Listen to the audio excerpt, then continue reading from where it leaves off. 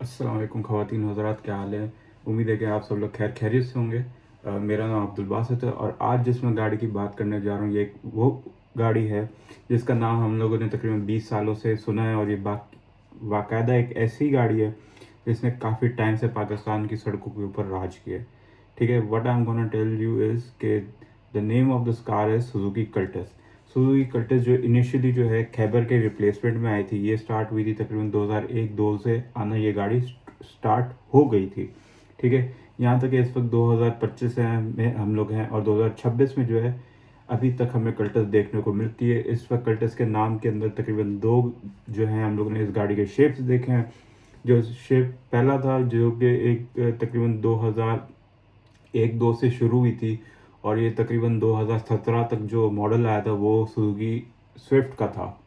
ठीक है, जो कि रीब्रांड करके हमें दिया गया था। और 2017 के बाद जो हमें सुजुकी कल्टस जो रीब्रांड करके दी गई है वो है सुजुकी की सिलेरियो। ठीक है, खैर अभी हम लोग स्क्रीन के ऊपर चलते हैं और सुजुकी कल्टस की बात करते हैं कि 2025 में ये गाड़ी कैसी है, इसको लेना चाहिए कि नहीं लेना चाहिए। So let's start with it. ठीक है, सबसे पहले हम गाड़ी के एक्सटीरियर में आ जाते हैं। गाड़ी का एक्सटीरियर मेरे ख्याल से खासा अच्छा है। ठीक है, 2025-26 के हिसाब से एक इकोनॉमिकल गाड़ी होने के हिसाब से, एक बजट फ्रेंडली गाड़ी होने के हिसाब से मेरे ख्याल से इन टर्म्स ऑफ के इसके अंदर वो सारी प्रैक्टिकल चीज़ें मौजूद हैं जो जो एक हर इंसान और हर एक फैमिली को चाहिए होती हैं। ठीक है, इस गाड़ी के इंटीरियर पे चलते हैं। ठीक है, इस गाड़ी का इंटीरियर भी मेरे ख्याल से सादा सिंपल है, yet it has every single feature that you need from it. ठीक है, जैसे आपका स्क्रीन हो गई, क्लाइमेट कंट्रोल हो गया, आपका स्पीडोमीटर हो गया, मतलब इसके अंदर फ्रिल्स नहीं है, yet it has everything that you need practically. ठीक है, उसके बाद हम इस गाड़ी के जो है देख लेते हैं, एक और तस्वीर देख लेते हैं। अच्छा, इस गाड़ी का कैबिन स्पेस भी इन माई ओपिनियन खासा अच्छा है। ठीक है, और परफॉर्मेंस के ऊपर चलते हैं। परफॉर्मेंस के अंदर जो मुझे जितना पता है कि इस गाड़ी के अंदर के सीरीज़ का इंजन आता है जो कि 1 लीटर 3 सिलेंडर इंजन होता है। और इन माई ओपिनियन ये इंजन खासा रिलायबल है। और मैं अपना एक्सपीरियंस भी इस गाड़ी के साथ जो है शेयर करूँगा आपके साथ मगर एंड में। ठीक है, आगे चलते हैं, स्पेसिफिकेशंस की बात कर लेते हैं। ठीक है, स्पेसिफिकेशंस में भी तकरीबन आपको ये front brake, horse power, newton metre और टॉर्क के बारे में बता रहे हैं। बट मैं आपको इतना बता देता हूँ कि ये गाड़ी जो है एक फैमिली और प्रैक्टिकल यूज़ के हिसाब से खासी अच्छी पावरफुल गाड़ी है, पहली चीज़। दूसरी चीज़, इस गाड़ी की फ्यूल एवरेज बहुत अच्छी है।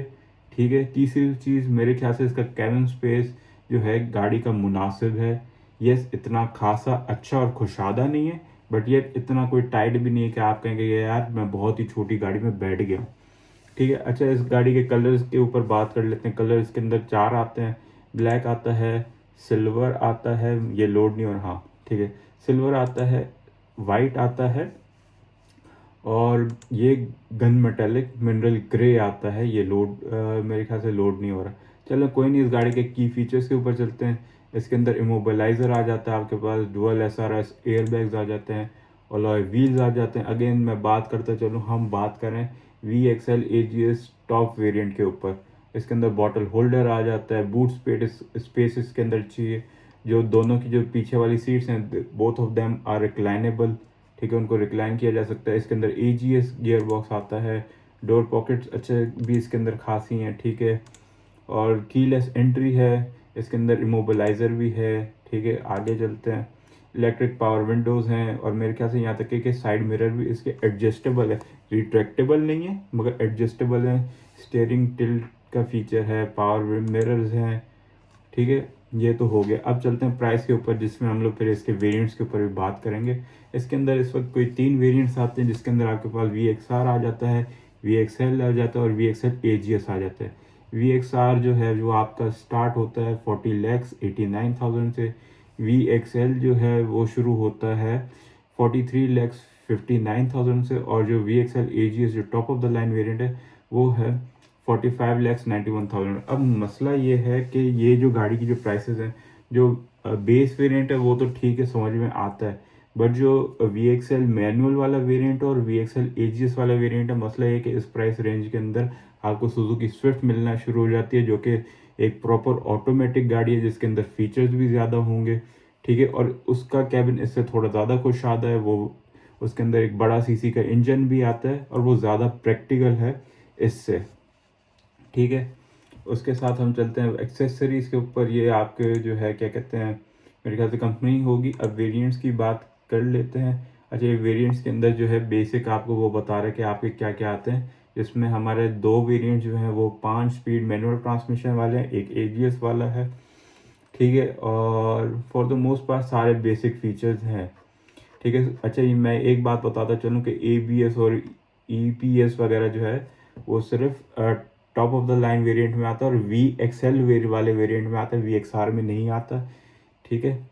और अब इस गाड़ी के साथ मेरा क्या एक्सपीरियंस ये है कि ये गाड़ी खासी रिलायबल है, हाईवे के ऊपर भी काफ़ी हद तक स्टेबल है as compared to the previous Cultus. इस गाड़ी का पिक बहुत अच्छा है, इस गाड़ी की फ्यूल एवरेज भी पुरानी वाली कल्टस से बहुत अच्छी है, ठीक है। यहाँ तक कि मुझे ऐसा लगता है कि इस कदर ये गाड़ी रिलायबल है कि मेरे घर में मेरी फैमिली मेम्बर्स में से एक मेरा कज़न है जिसके पास ये गाड़ी है, जो कि 2.5 लाख किलोमीटर से ज़्यादा ये चल चुकी है, ठीक है। 2.5 लाख किलोमीटर चलने के बावजूद भी ये गाड़ी तकरीबन 12-13 की एवरेज देती है, विच इज़ अंडरस्टैंडेबल, ठीक है। ये गाड़ी जब आप 0 मीटर लोगे तो ये 18, 17, 18, 19 की एवरेज देती है, ठीक है। अब मैं आपको एक बात बताना चाहता था, वो ये कि ये गाड़ी जो है बेस्ड है इंटरनेशनल वेरिएंट के ऊपर, which is known as Celerio.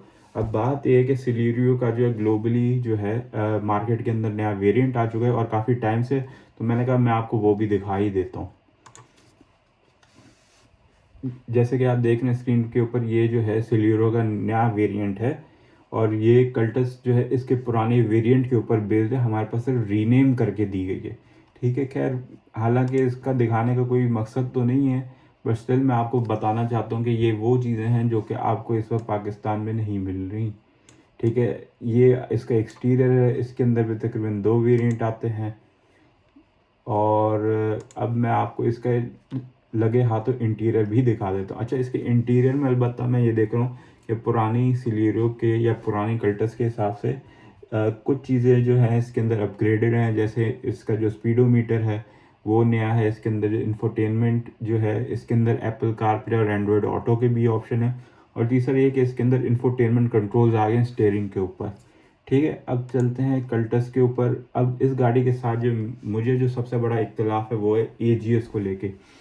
AGS एक, मैं समझता हूँ कि एक ऐसी टेक्नोलॉजी है जो कि ऑब्सोलीट हो गई है। इस चीज़ के बारे में मैंने अपने एल्टो वाली वीडियो के अंदर भी बात की थी। मुझे नहीं लगता कि एजीएस आज के ज़माने में होना चाहिए, ठीक है। एजीएस मुझे लगता है कि एक ऐसी चीज़ है जो कि इतनी ज़्यादा रिलायबल नहीं है, इस गाड़ी के साथ बहुत ज़्यादा इश्यूज़ आते हैं। मैं स्पेसिफिकली एजीएस की बात करूँ, ये एजीएस जो है ये जो है ड्राइविंग प्लेजर आपका बेहद कम कर देता है, ठीक है। यही वजह है कि इस प्राइस रेंज में जो है अक्सर आप देखते हैं कि 660 सीसी गाड़ियों जो हैं बहुत ज़्यादा इन हुई में। 660 सीसी गाड़ियों की एक्सेप्टेबिलिटी ज़्यादा हुई है क्योंकि वो एक ज़्यादा बेहतर ड्राइविंग प्लेजर देती हैं आपको।